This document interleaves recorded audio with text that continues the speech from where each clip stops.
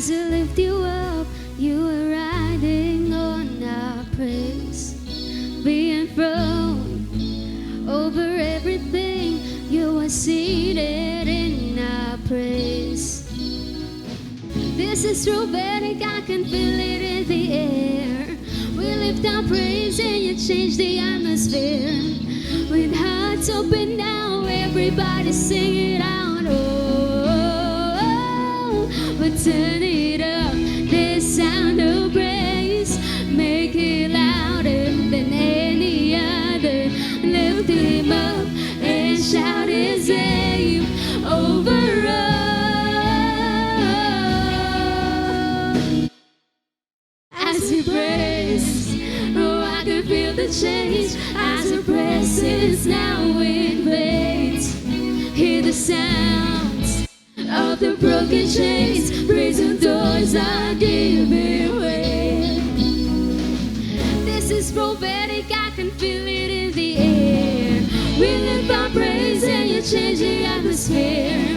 With hearts open now, everybody sing it out. I am free. We turn it up, this sound of praise. Make it louder than any other. Lift him up and shout his name over all. We turn it up, this sound of praise.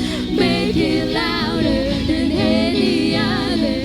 Lift him up and shout his name over all.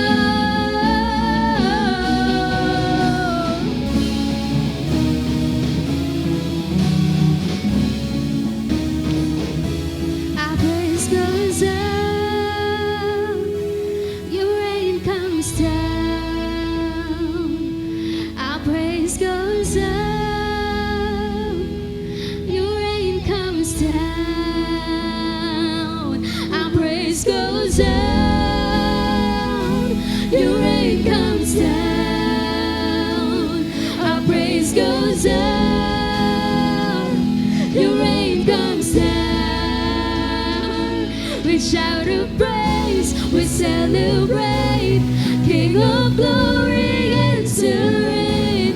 You are riding on our praise, oh Lord. We turn it up, this sound of praise. Make it louder than any other. Lift him up and shout his name over all. We turn it up, this sound of praise. Make it louder than any other. Lift him up and shout his name over all.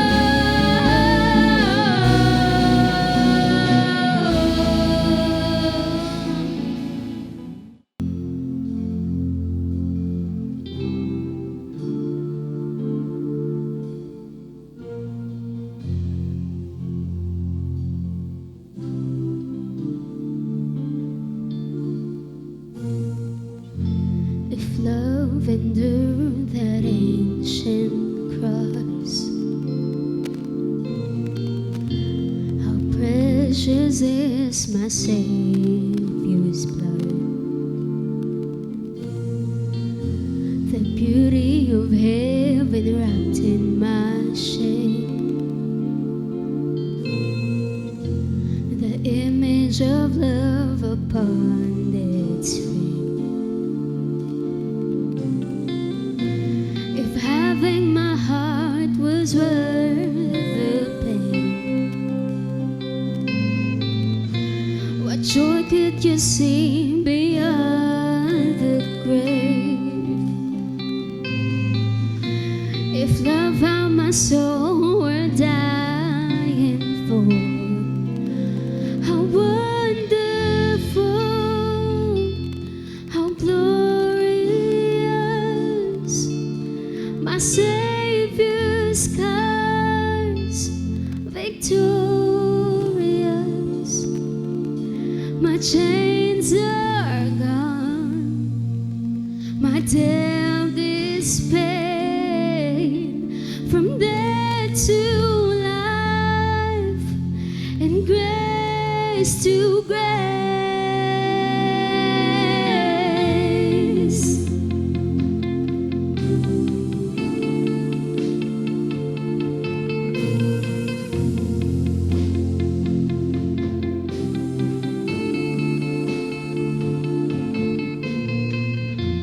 If heaven now owns that vacant soul,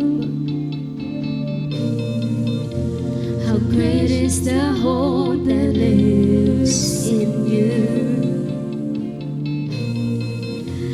The passion that's torn through hell like a rose,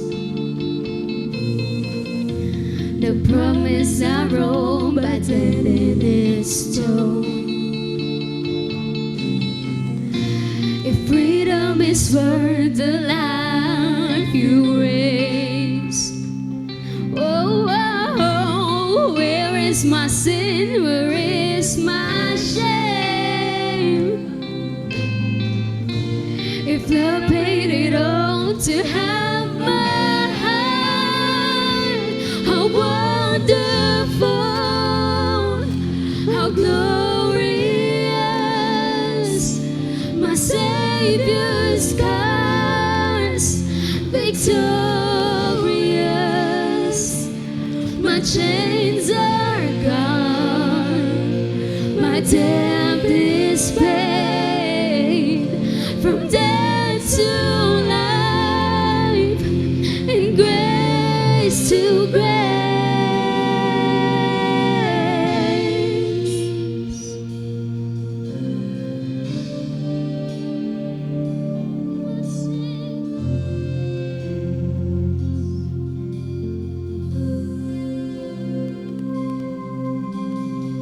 When I see that cross, I see freedom. When I see that grave, I'll see Jesus. And from death to life, I will sing your praise. In the wonder of your grace. When I see that cross, I see freedom. When I see that grave, I see Jesus. And from death to life, I will sing your praise. In the wonder of your grace. When I see that cross, I see freedom.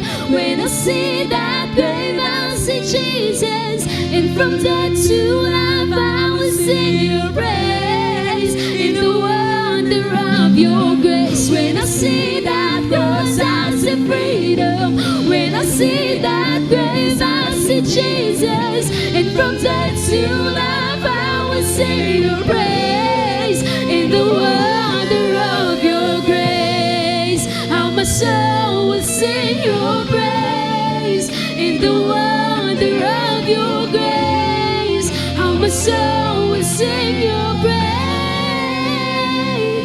How wonderful, how glorious, my Savior's scars, victorious. My chains are gone, my debt is paid.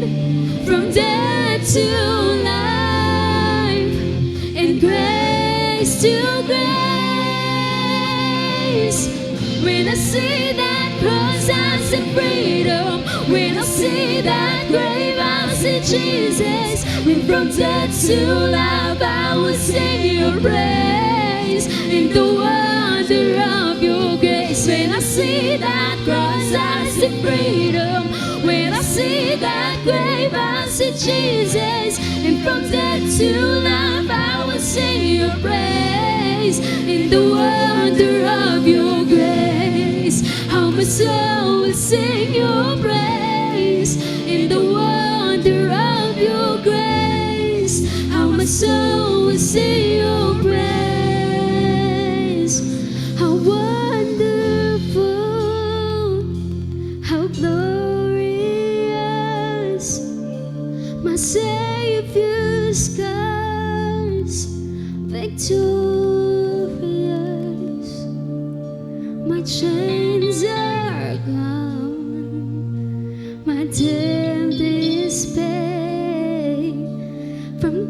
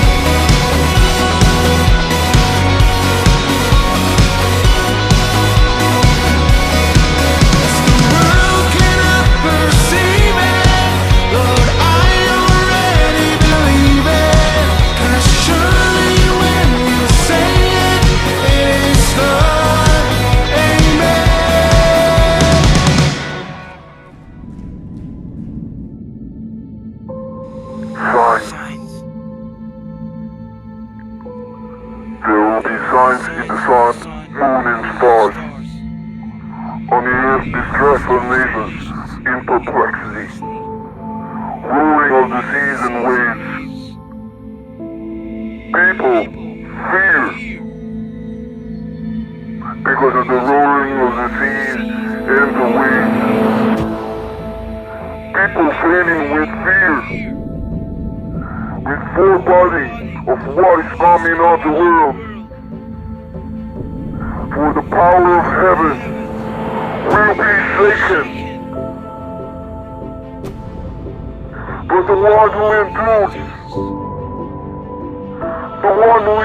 to the end will be saved.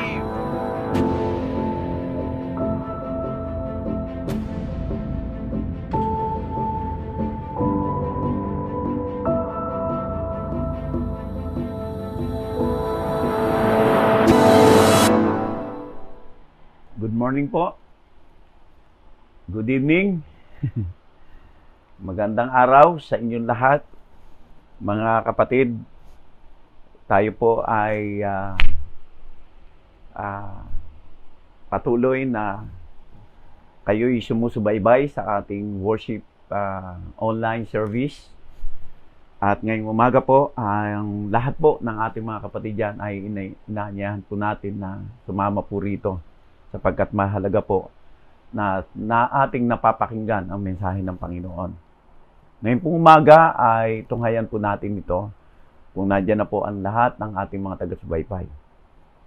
So ang ating pong mensahe ngayong umaga ay matatagpuan po natin sa Genesis chapter 18 verses 10 to 14. Aking pong babasahin ito sa isang maiksi lamang po na pagbasa. Hindi ko na po tatapusin ito. At umpisahan ko po dito sa 12. At si Abraham at si Sarah ngay matanda na at lipas na sa panahon. At tinigilan ni Sarah ang kaugalian ng pagkababae at nagtawa si Sarah sa kanyang sarili na sinasabi, pagkatapos na ako'y tumanda, ay magtatamo ako ng kaligayahan at matanda na rin ako, pati ng Panginoon ko. At sinabi ng Panginoon kay Abraham, bakit tumawa si Sarah? Na sinasabi, tunay kayang ako'y manganganak na matanda na ako. At pagkasabi niya, may anumang bagay kayang napakahirap sa Panginoon. Sa tadhanang panahon ay babalik ako sa iyo sa taong darating at si Sarah ay magkakaanak ng isang lalaki. At nang magkagayoy nagkaila si Sarah na sinasabi, hindi ako tumawa sapagkat siya'y natakot, ngunit sinabi niya, hindi gayon kundi ako'y tumawa. At nangagtindig doon ang mga lalaki at nangagsitingin sa dakong Sodoma at sinamahan sila ni Abraham upang ihatid sila sa daan. At sinabi ng Panginoon, ililihim ko ba kay Abraham ang aking gagawin? Dangang si Abraham ay tunay na magiging isang bansang malaki at matibay at pagpapalain sa kanya ang lahat ng mga bansa sa lupa. Sapagkat sila'y aking kinilala upang sila'y mag-utos sa kanyang mga anak, sa kanyang mga sambahayan, pagkamatay niya, na maingatan nila ang daan ng Panginoon na gumawa ng kabanalan at kahatulan upang padatnin ng Panginoon kay Abraham ang kanyang ipinangako tungkol sa kanya. Pagpalain ng pagkabasa ng kanyang mga salita. At aking pong bibigyan, nandiin po yung sinabi rito sa verse 14, na may anumang bagay kayang napakahirap sa Panginoon. Sa English po, ang pagsasabi niya, is anything too hard for the Lord? At the appointed time, I will return thee according to the time of life. And Sarah, that shall have a son. So, ito po ay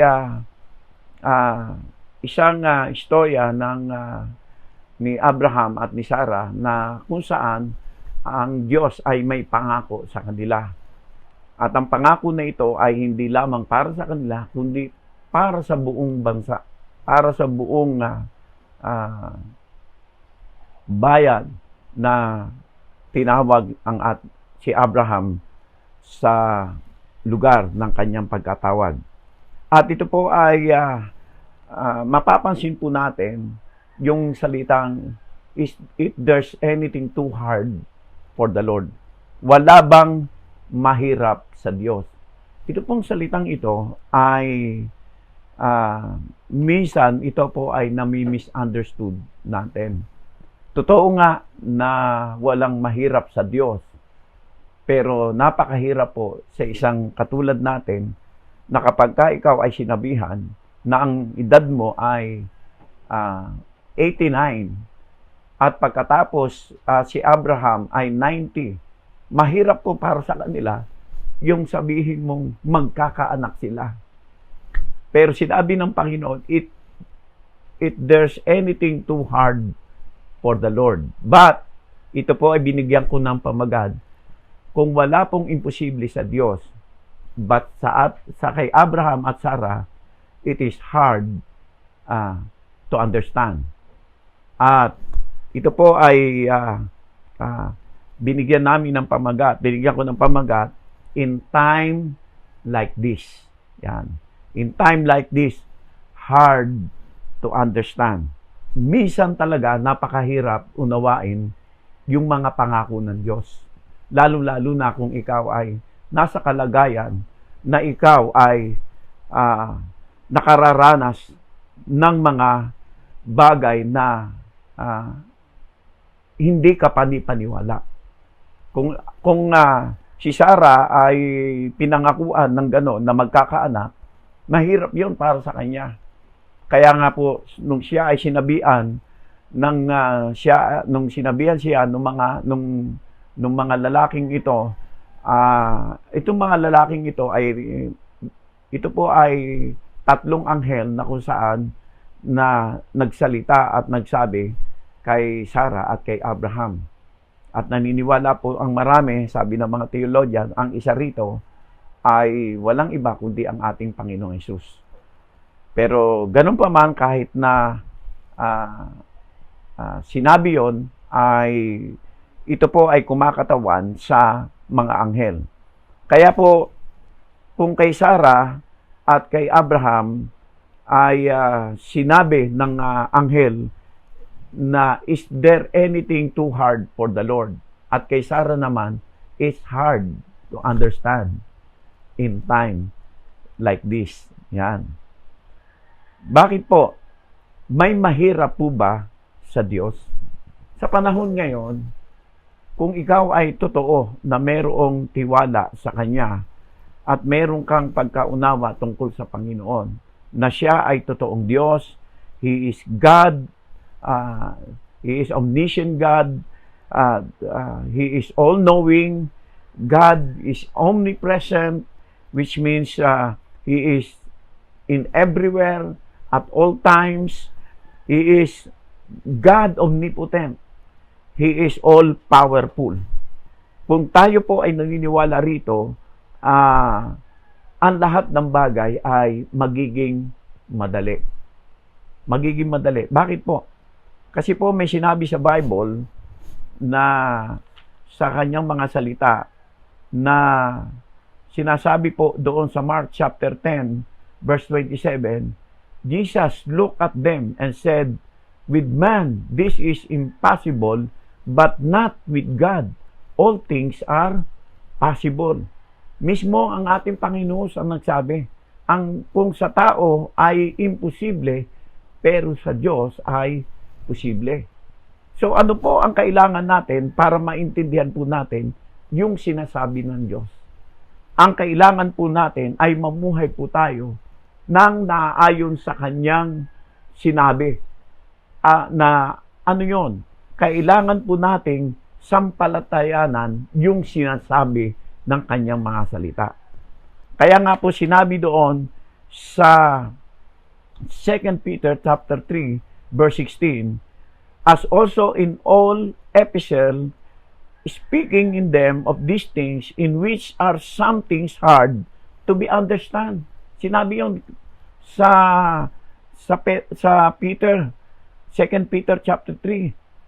Hard to understand, which that they are unlearned and unstable rest. Yan. Doon sa mga taong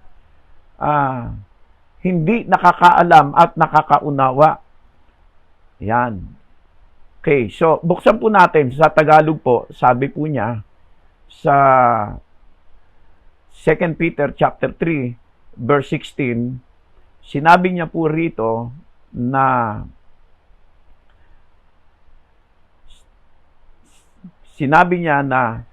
gayon din naman sa lahat ng kanyang mga sulat na dooy sinalita ang mga bagay na ito, na dooy may ilang bagay na mahirap unawain, na isinasaysay ng mga di nakakaalam at ng mga walang tiyaga na gaya rin naman ng kanilang ginawa sa ibang mga kasulatan na ikapapahamak din nila.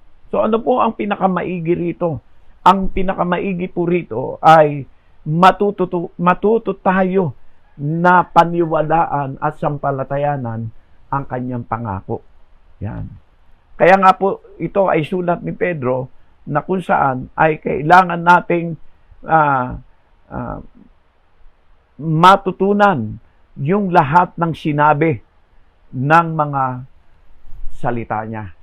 Dan dapat nating paniwalaan ang kanyang pangako. Sapagkat ang kanyang pangako, ang ating basihan upang magawa natin ang dakilang kalooban ng Diyos.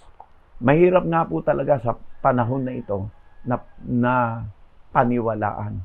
Minsan, nakakatulong ang takot kapag talaga nagkakaroon tayo ng mga ganitong pagkakataon. Minsan, nakakatulong ang takot eh. Kaya hindi lahat ng takot ay lumalayo sa Diyos. Yung iba, lumalapit, natututong lumapit sa Diyos. Kaya nga po ang fear, ang ibig sabihin niyan ay the fear of the Lord is the beginning of wisdom. Yan. Yun daw takot ay pasimula ng ating pagkaalam na maintindihan ang kalooban ng Diyos. Kaya nga po, kailangan po natin na paniwalaan ang kanyang pangako. Ano po ang sabi ni Edgar Allan Poe? Ito po ang sinabi ni Edgar Allan Poe. Never to suffer would never to have been blessed. Kapag hindi ka nakaranas ng suffering, ay hindi ka rin makararanas ng pagpapala. Yan. Kaya nga po kailangan po natin na paniwalaan ang kanyang mga salita. Doon po tayo makakakuha ng tiwala at katatagan na nanggagaling sa Panginoon. Now, ano po ang dapat nating gawin para maintindihan po natin yung panahon na ito, in these times, o in time like this, na nakararanas tayo ng mga crisis or nakararanas tayo ng takot regarding this pandemic, kahit na nakalaya na tayo sa MCQ o ECQ, ngayon nasa GCQ na tayo, pero nakakatakot pa rin ang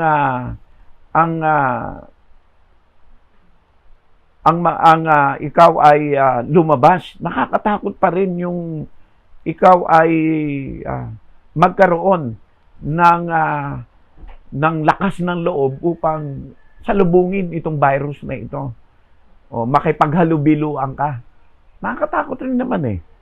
Pero kailangan po nating sumampalataya sa Kanya. Kaya dapat po sa atin namumuhay tayo ng may pananampalataya. Mahirap mamuhay tayo ng walang pananampalataya. Kasi sa banal na kasulatan po, sinabi po mismo ng ating Panginoong Hesus doon sa mga alagad o faithless generation, how long I be with you. Yan. Kaya nga po, it is hard to understand of what God promised to Sarah and Abraham. Magkakaanak ka, matanda na. Ang hirap nun. Di po ba? Mahirap paniwalaan. Pero ang Diyos, kapag ka nangako, tinutupad niya. Yan. Kapag ang Diyos ay nangako, tinutupad niya. Kaya nga po, ang katotohanan dito, kapag ka tayo nakararanas ng ganitong kalagayan, it is hard to understand in time like this, atin pong maintindihan yung fact ng nangyayari in reality. Ano po ba yon? God has promised us. Kaya nga may pangako. Kung pinangakuan si Sarah at Abraham, ang Diyos ay may pangako rin sa atin through Abraham. Yan. Kung si Abraham ay pinangakuan, nakarating po sa atin yung mga pangako yon. Paano po? Yan. Number 1 po, kung paano ito nakarating sa atin. Unang-una, if there's anything too hard for the Lord. Kaya nga sabi doon sa Christian Bible, is anything impossible for the Lord? At the appointed time, I will come back to you. And in about a year, she will have a son. Pangako yun, sabi niya. So, nangyari ba talaga? Sabi doon sa Genesis 17:21, but my covenant will I establish with Isaac, which Sarah shall bear unto thee at the set time in the next year. Sa Genesis chapter 17, pinangako niya. At ang pagiging pangalan ng kanyang anak ay Isaac. So, nangyari ba? Yes. Nagkaanak po si Sarah sa pamamagitan ng pagkilos ng Diyos, hindi po pagkilos ng tao. Kaya kung sa kalagayan nila, hindi pwedeng mangyari. Pero ang Diyos mismo ang gumawa. Tandaan po natin, ang Diyos ay gumagawa hindi doon sa mga natural work, kundi gumagawa ang Diyos doon sa supernatural work.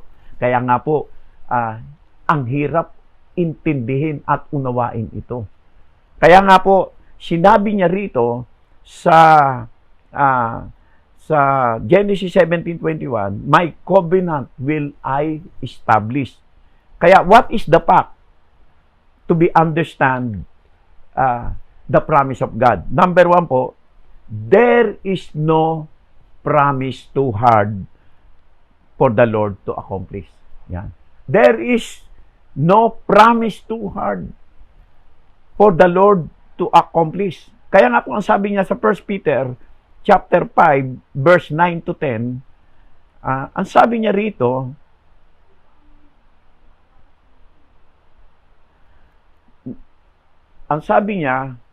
who resist steadfast in the faith, knowing that the same affliction are accomplished in your brethren that are in the world. Sa Tagalog, siya'y labanan ninyong maging matatag sa inyong pananampalataya. Yamang inyong nalalaman na ang gayong hirap ay nagaganap sa inyong mga kapatid na nasa sanlibutan. Kaya nga po, yung pangako ng Diyos nangyayari at nagaganap sa pamamagitan ng kanyang mga tinawag, sa pamamagitan ng kanyang mga anak, na na i-accomplish ng Diyos. Ang Diyos hindi ka iiwanan nang hindi niya natatapos sa iyo ang kanyang mga pangako. Yan. Kaya nga sabi ng Isaiah 55 verse 11, so shall my word be that goeth forth out of my mouth, it shall not return unto me void. Di ba sinabi niya yon na sa Matthew rin, na hindi lilipas ang aking mga salita nang walang mangyayari. Yan. Walang pakinabang. Kaya sabi niya, but it shall accomplish that which I please, and it shall prosper in the thing whereto I sent it. Mangyayari. Mangyayari. Kaya nung siya'y nagkaanak, yung lahat nung ipinanganak si Isaac, nagkaroon ng accomplishment yung pangako ng Diyos kay Abraham. Naku, ito na. Ito na yung sinasabi ng Diyos. Kaya nung nagkaanak siya, imposible rin ba na hindi magkaanak si Mary, na ang ipapanganak ni Mary ay magiging tagapagligtas ng sanlibutan. Kung imposible kay Sarah, magiging imposible rin kay Mary, na ang kanyang magiging anak ay magiging tagapagligtas. So, Isaac was the fulfillment of his promise to Abraham to become the father of the nation. He became the father of the nation. But yung ipanganganak ni Mary, he will be the Savior of this world. Pero mo yun. Kaya nga po, sa panahon ni Isaac hanggang sa panahon ni Jesus Christ, iisang lahi po yun na pinanggalingan. Yan. Iisang lahi. Kaya yung pangako ay totoong nangyari. Yan. Sa atin po rin, ang Diyos may pangako siya sa atin. At iyon ay i-accomplish niya sa pamamagitan ng kanyang karunungan. Yan. Number 2 po, God's promise, His presence. Yan. Tingnan niyo po kung paano nagkaroon ng fulfillment si Sarah. Ano ang naging katugunan nung pangako ng Diyos kay Sarah? Yan. Anong sabi doon? At sinabi niya sa verse 10, walang salang di ako babalik sa iyo sa ganitong panahon ng taong darating, at narito si Sarah na iyong asawa ay magkakaanak ng isang lalaki. At narinig ni Sarah sa pintuan ng tolda na nasa likod niya. So, sino yung naramdaman niya? Sino yung nakita niya? Yung 3 angel. Kasabi nga ng mga theologians, yung isa ron ay walang iba kundi ang ating Panginoong Hesus. So, ibig sabihin, yung promise of His presence ay magbibigay sa atin ng assurance na kung saan hindi niya tayo pababayaan sa panahon na ating pangangailangan. Kaya kung tayo ay nasa ganitong crisis, tandaan po natin, wag po tayong matakot. Wag po tayong matakot. Panghawakan natin ang ating pananampalataya, sapagkat kapag ka may pananampalataya ka, ang presensya ng Diyos ay sumasama sa iyo. Yun po ang kasiguruhan nun. Kaya nga po ang sabi ng Hebrew chapter 13 verse 5, He will never leave thee. He will never leave us nor forsake us. Hindi kanya iiwan ni pababayaan man. Yun po. Di po ba? Kaya nga po doon sa Psalms 51. Psalms 51 verse 11. Ano po ang pagkasabi doon sa Psalms 51 verse 11? Sabi niya rito,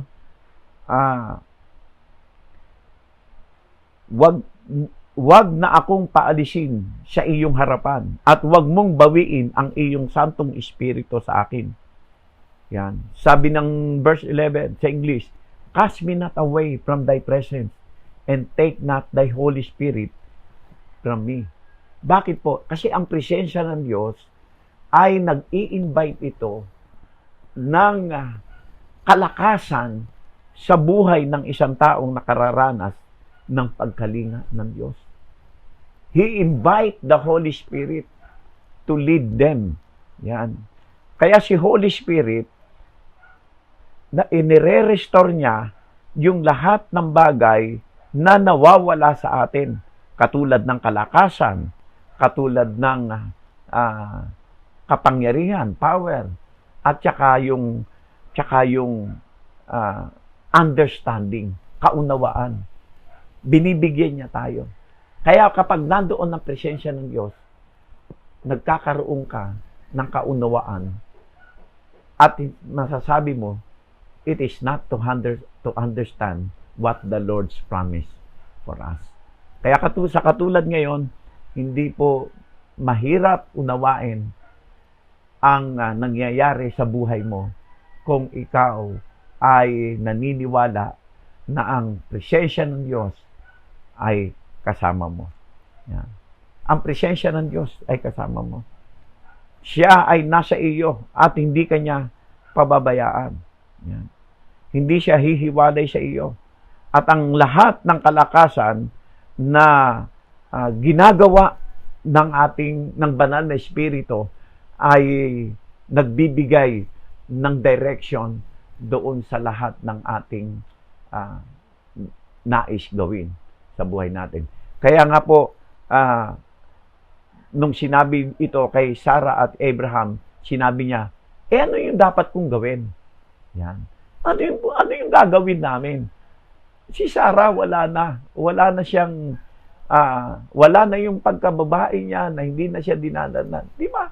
Ang hirap ng kalagayan ni Sarah. Pero sinabi ng Diyos, if there's anything too hard for the Lord, if there's anything impossible for the Lord, kaya kung ang lahat ng bagay na imposible sa tao, sa Diyos, ay totoong walang imposible. Yan. Pangatlo po, the promise of God's protection. Biruin mo, matanda ka na. Ang hirap nung kapag ka manganak ka, tipo ba? Ang hirap nung para kay Sarah. Kaya nga katawa-tawa sa kanya. Yung nakita niya, yung kanyang yung kanyang itsura, maaring kulubot na siya, maaring hindi niya nakayang umire, hindi niya nakayang i-force yung sarili niya para ilabas yung bata. Wala na siyang ganun But sinabi ng Panginoon, no matter what we encounter in this life, no matter what our enemy throws our way, God is our shield. He is our protection. We can trust Him to His promise. We can trust Him according to His promise. Lahat ng bagay na pinangako niya, pagtiwalaan mo. Yan. He is our shield, our protection, our guidance. Siya ang nagbibigay nito sa atin. Kaya wag po tayong matatakot kapag tayo ay merong ang Diyos ipinagagawa sa atin. Katulad nitong crisis na ito, maaaring natatakot tayo sa virus na ito. Maaaring nakakatakot talaga kahit sino na baka mahahawaan ka, baka ikaw mismo, di ba?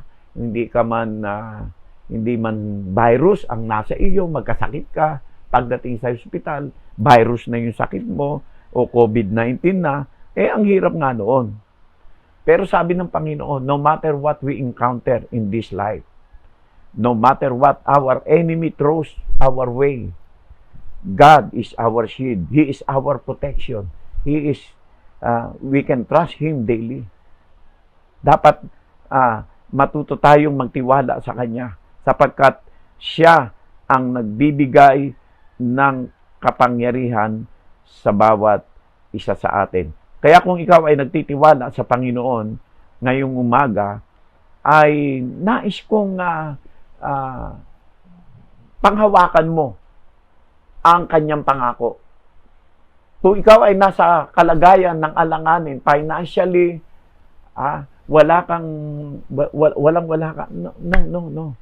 God is our protection. Hindi pera ang protection natin. Hindi yung trabaho natin ang protection natin. Hindi ang estado natin ang protection natin. Ang protection natin ay walang iba kundi ang pangalan at dugo ng ating Panginoong Hesus. Nasa Kanya ang kapangyarihan.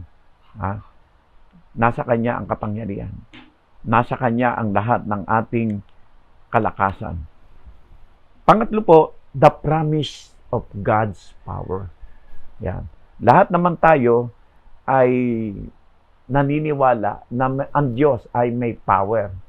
O di po ba? But it's hard to understand. Mapapansin ninyo doon po sa John chapter 2, nung nagkaroon po doon ng kasalan, wedding at the Cana, that was the first Jesus make a miracles in Cana, in the wedding ay nung sila ay naubusan ng alak, ano ang sinabi roon ni Mary? Ang sabi niya kay Jesus, we have no wine already. Yan. Wala na tayong alak. Ano ang sabi ng ating Panginoon? Huwag mo kong pangunahan. Yan. Huwag mo kong pangunahan, babae. Huwag mo kong pangunahan. Nalalaman ko ang lahat ng bagay. Para ganun ibig yun sabihin. No? It's hard to understand But God's power can understand in His Word. Yan. Nalalaman natin ang Kanyang kapangyarihan sa pamamagitan ng Kanyang mga salita. Kaya ano sabi kay Mary? Huwag mo akong pangunahan. Kasi hindi naman talaga siya tao. Hindi naman siya talaga ordinaryong tao pala. Tao siya. Pero it is not an ordinary people like us. No? He is God. He is the most powerful God. He knows everything. He is omniscient. He is omnipresent. He is omnipotent. Yan. Sabihin natin, He is omnipotent. He is God's power. Yan. Kaya nga, nung sinabi niya, sige, this is my time. Sabi ni Jesus, this is my time. This is my moment. Alam mo, pagka nandiyan na talaga ang power ng ating Panginoon, hindi mo kayang hadlangan yan Hindi mo kayang ilagan. Hindi mo kayang iwasan. Yan. Hindi mo kayang sulsulan ang kapangyarihan ng Diyos. Yan. Pero pwede mong magamit ayon sa Kanyang kalooban. Pwede mong paniwalaan. Pwede mong sumpalatayanan at tiyak yung kapangyarihan ng Diyos sa pamagitan ng ating Panginoon Jesus ay mangyayari sa iyo. Kaya sinabi niya sa Isaiah chapter 41, verse 10a, huwag kang matakot, ako'y sa iyo. Huwag kang manglupaypay sapagkat ako'y iyong Diyos. Yan. At sabi naman sa Matthew chapter 9, verse 6, But that ye may know that the Son of Man hath power on earth to forgive our sin. Yan. To forgive our sins. Arise, take up thy bed, and go unto thy house. Anong God's power meron siya?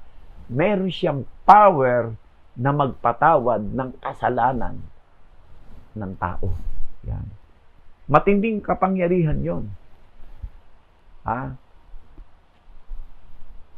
Kaya nga po, nung sinabi niya yon sa isang lumpo, pinatawad ka sa iyong mga kasalanan, tumayo ka, at ikaw ay pinagaling sa iyong karamdaman. Yan. Kinuha niya yung kanyang higaan. Pinagaling yung lumpo na ito. Yan. He is God's power. He knows everything. Yan. Kaya kung meron kang sakit, meron kang panghihina ngayon, sabihin mo ang pangalan ni Jesus at sabihin mo na ikaw ay sumasampalataya sa Kanya. Ang iyong kahinaan, ang iyong kasalanan na nagawa, ihingi mo ng tawad sa Kanya, anumang panglulupaypay mo, ibabalik sa iyo ng Diyos ang iyong kalakasan. Pang-apat po, yan, the promise of God's provision. Yan. Hindi lang ang Diyos patatawarin ka sa mga kasalanan, kundi ipuprovide pa niya ang iyong pangangailangan. Yan. Ipoprovide niya. Kaya nga po si Abraham, hindi lamang po siya pinagpala sa pamamagitan ng kanyang anak na si Isaac, kundi pinagpala po siya materially. Yan. Materially. Pinadami ng Diyos ang kanyang mga tupa, pinadami ng Diyos ang kanyang mga ox, yung mga bakahan niya, pinadami ng Diyos ang kanyang lupain, pinadami ng Diyos ang kanyang mga anak. Yung provision ng Diyos sa kanya. Kaya nga po, wag tayong mag-alala. In times like this, minsan it is hard to understand. But the moment that you cannot understand the hardness of your situation, may purpose ang Panginoon. Lagi nating sasabihin na God has a purpose in our situation. Kaya nga po sinabi niya sa Romans chapter 8 verse 28. Ano po ang sabi niya doon? Sa Romans chapter 8 verse 28, ang lahat ng bagay na umiibig sa Diyos, di po ba? Ang lahat ng bagay na umiibig sa Diyos ay nagkakalakip-lakip upang ang kanyang kalooban, upang ang kanyang kapangyarihan ay mangyari sa lahat. Okay, mas maganda kung ating pong basahin dito sa Romans chapter 8 verse 28. Sabi niya, at nalalaman natin na ang lahat ng mga bagay ay nagkakalakip-lakip na gumagawa sa ikabubuti ng mga nagsisiibig sa Diyos. Sa makatuwid bagay, yaong mga tinawag, alinsunod sa kanyang nasa, sapagkat yaong mga nang una pa'y kanyang nakilala at inalaga naman niyang maging katulad ng larawan ng kanyang anak upang siya ay maging panganay sa maraming magkakapatid.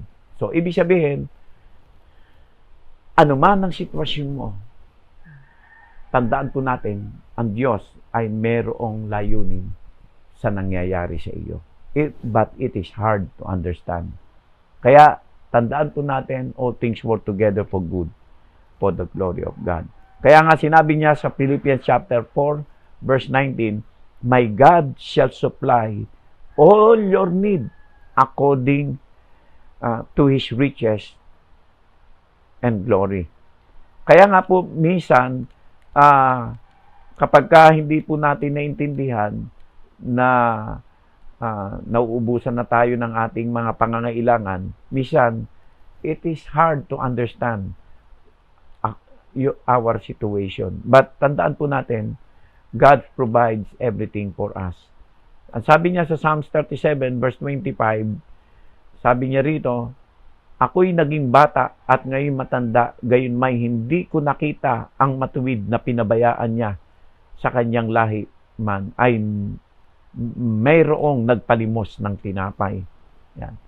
Kaya sabi ni Solomon, wala daw siyang nakita na sino mang tao na anak ng Diyos na nagpalimos ng tinapay. Di po ba? Hindi ka pababayaan ng Diyos. Siya ay laging nagpo-provide ng lahat ng ating pangangailangan. And then next ay panglima, the promise of God's perfect plan. The promise of God's perfect plan. Hindi pwedeng madaliin yung pangako ng Diyos. But it is hard to understand. No? Kasi merong tinatawag ang Diyos na perfect plan. Yan. Kaya nga po lagi nating tatandaan, no matter what your situation na na-encounter natin in this life, God has a plan. There is a purpose for every struggle, for every storm that we have to encounter. God has a purpose plan. Katulad nga po ni Joseph, kapag ka may pangako sa iyo ang Diyos, hindi kanya pababayaan. At hindi ka iiwanan ng Diyos. Kaya nung nangyari kay Joseph, hinulog siya sa bangin Pero anong nangyari? May kumuha sa kanya.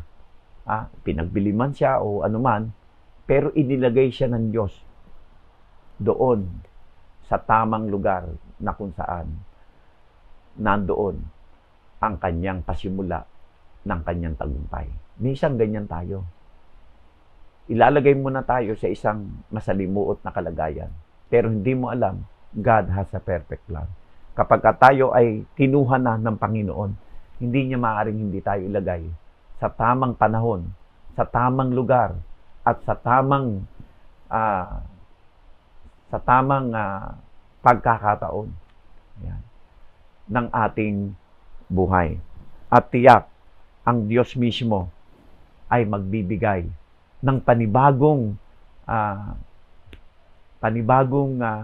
pagkakataon upang ikaw rin naman ay magamit niya in His plan, in His perfect plan. Hindi po basta gumawa lang ang Diyos ng kwento sa ating buhay, kundi ang lahat po na yan ay may plano ang Diyos. Kaya hindi ka ginawan ng Diyos ng kwento upang meron tayong ipagyabang. Hindi tayo ginawan ng kwento na pangit ng Diyos ng buhay na ito. Para lamang nasabi natin na tayo ay sinasamahan ng Diyos. Yes, that's given na po yan. Pero ang purpose po ng Diyos, ang plan niya, tiyak, mangyayari po. Yan. Katulad po ni Daniel, bakit po siya dinala doon sa Babylonia? Kasi may purpose ang Diyos. At ang purpose ng Diyos upang ipahayag ang kanyang kadakilaan. Upang malaman na ang Diyos na kanyang pinaglilingkuran, ang Diyos na kanyang sinasamba, ay malaman nila na ito ang totoong Diyos. Sometimes God would put us into imperfect plan. But God has a perfect plan. Kaya nga po, wag nating paniwalaan ang plano ng tao. Ang paniwalaan natin ay yung tagumpay na binibigay na plano ng Diyos sa atin. Kaya all things work together for good to them that love God. And then next is, there is no prayer too hard for the Lord. The Lord would always given us the answer. The promise of the answer. Yeah. If God has the promise of the answer, God will put us into a mighty intercessor. Ginagawa niya tayong intercessor. Kaya the promise of the answer is prayer. Prayer. Kapag ka nananalangin ka, ang sabi ng banal na kasulatan, ay kinoconceive ng plan ng Diyos yung lahat ng ipinangako niya sa iyo. Ang ibig sabihin ay dinadaan ng Diyos ang lahat ng bagay sa proseso, not because of instant. Yan. Kaya kay Lord, hindi maganda para sa Kanya ang instant. Maging sa atin din, hindi maganda ang instant noodles, instant blessing, instant, lahat ng instant, hindi maganda po yun. Kasi wala ka naman talagang natutunan doon. Pero ang maganda dito sa atin, yung himala ng Diyos.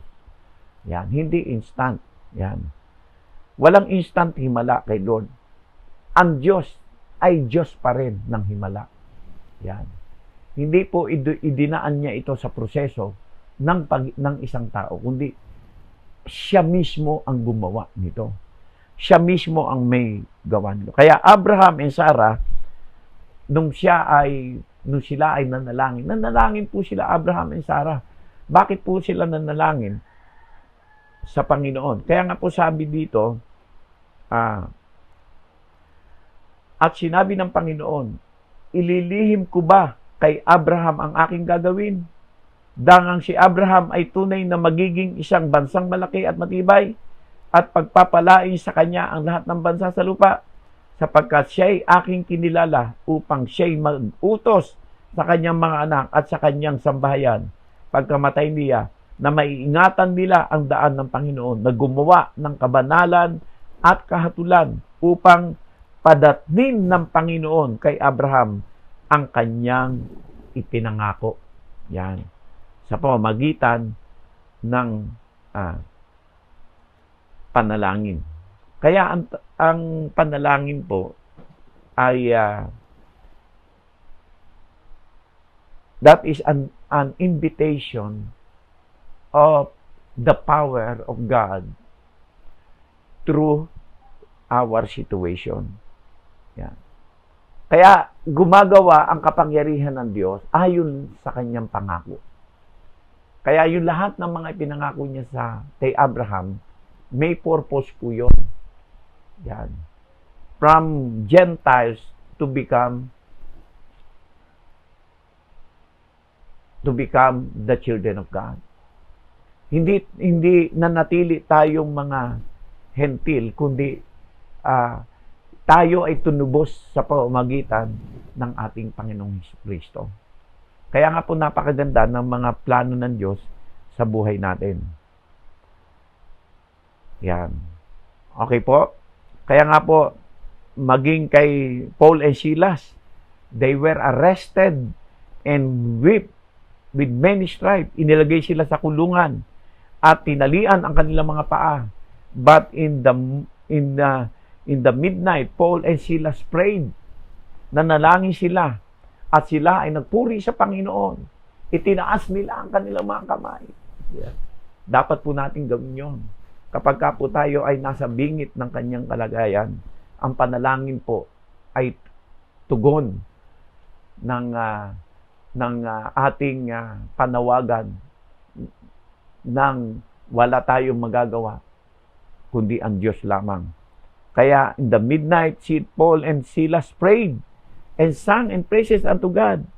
At maya-maya, lumindol.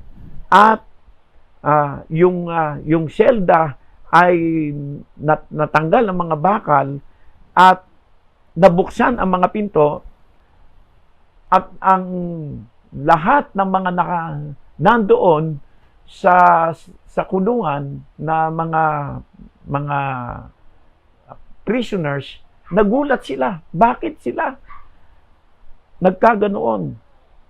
But the prayer of a righteous man is availeth much. Yeah.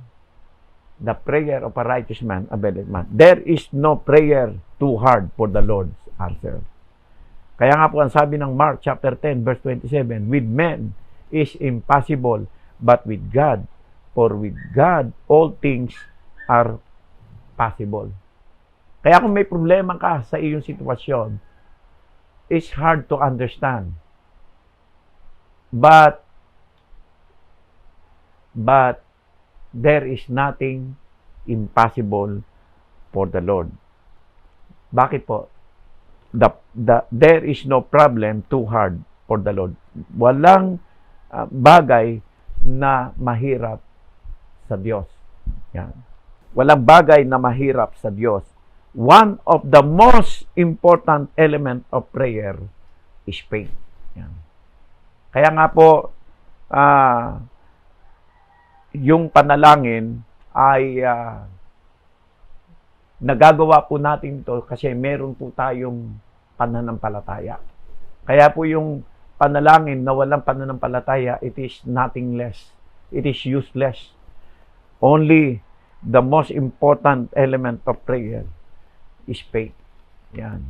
Ang pananampalataya ang siyang tugon sa lahat ng ating pangangailangan sa pamamagitan ng ating pananampalataya. Kaya nga po, akin pong hinuli, there is nothing too hard for the Lord. Although it's hard to understand, but in times like this, in proper time, in due time, ang Diyos ay tutugon sa lahat. Kaya, ang kahulugan po ng hard means with a great deal of effort. Yan, with a great deal of effort. It is a solid or firm foundation. Kaya nga po, kapag may pangako ang Diyos, wag po nating i-underestimate ang sinasabi ng kanyang mga salita. Kaya nga po, ang sabi po ng isang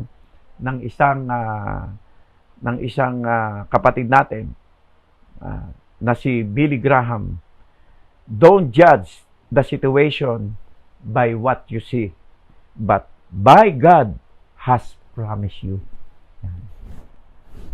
Don't judge the situation by what you see, but by God has promised you. Yun po sinabi ni Abraham. Hindi po siya natakot simula kay Truman, kay President Truman hanggang kay George W. Bush.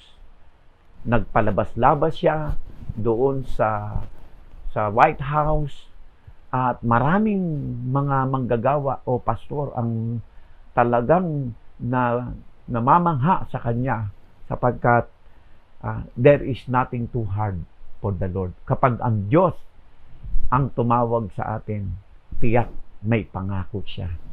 Yan. Kaya kung ikaw ay tinawag ng Diyos, may pangako siya sa iyo. Anong pangako niya? Yung lahat ng sinabi ko, yun ang pangako sa iyo. Kaya don't judge the situation by what you have experienced, by what you see. By God has promised you, but by God has promised you. May pangako ang Diyos sa iyo at tiyak iyon ay mangyayari. Katulad ng pandemic na ito, may mangyayari sa iyong maganda. Tiyak. Nasa loob ka lang, pero paglabas mo, tiyak may magandang mangyayari. Sampalatayanan mo ang kanyang mga salita. Sampalatayanan mo ang kanyang pangako. Ang pangako niya, ang lahat ng bagay ay lilipas. Pero ang pangako niya ay matutupad sa iyo. Hindi maaaring hindi matutupad. Kaya kung ikaw nanonood ngayon sa iyong kinalalagyan, tinawag ka ng Diyos, may pangako sa iyo. May sinabi sa iyo, tiyak mangyayari ito sa iyo. Yan.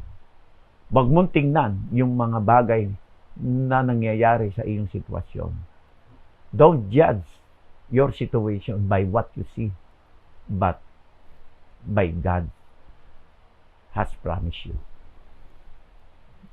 Dumipende ka sa pangako ng Diyos. Huwag sa sitwasyon mo. Magandang hapon po sa inyong lahat. Magandang umaga sa inyong lahat. Magandang araw po sa inyong lahat. Ako po'y nagpapasalamat sapagkat patuloy po ang ating digital online service. At sa lahat po ng nakinig ngayong umaga, ngayong araw na ito, ay nawa po'y napagpala kayo ng kanyang mga salita. Marami pong salamat. God bless you. God bless you. Tayo po'y manalangin. Dakilang Diyos, maraming salamat. Sa umagang ito, sa araw na ito, hindi maaaring ang mga salita mo ay hindi babalik ng walang nangyayari, Panginoon. May magaganap na maganda sapagkat ang lahat ng tinawag mo na nakinig ngayon ay hindi maaring wala kang pangako sa kanila. Na ang sabi mo, na ang sino man na tinawag mo, God, katulad ni Abraham at ni Sarah, Panginoon, tinawag mo sila, meron kang binitawang pangako. At ang pangakong ito ay matutupad sa bawat isa sa amin. Kaya kinikilala po namin ang pagkilos mo ngayong umaga, Panginoon, at ang banal na Espiritu na siyang nangusap sa iyong mga salita ay kasihan niyo po ng inyong banal na Espiritu at ng inyong biyaya at ng kapangyarihan. Sa pangalan ni Jesus. Sa pangalan ni Jesus. Thank you so much, oh God. In Jesus' mighty name, pagpalain niyo po ang lahat ng nakinig. In Jesus' name, amen, and amen, and amen, and amen.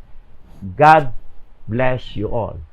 Maraming salamat ngayong umaga. Thank you so much.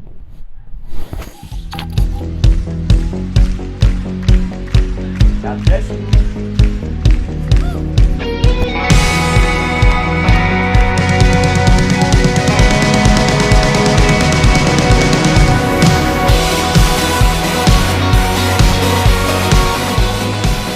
Partner up with us in the ministry of spreading the gospel. Through your good works and donation, tithes and offering, God is well honored through your warm support. Even if the world cannot see small clouds escalating, It is a great joy and honor indeed when God's people worshiping together as one. Join our online worship service every Sunday at 10 a.m. 13 p.m. and through Facebook Live at 7 p.m. and on Facebook official page POJM Church. Our daily devotion and prayer every 7 p.m.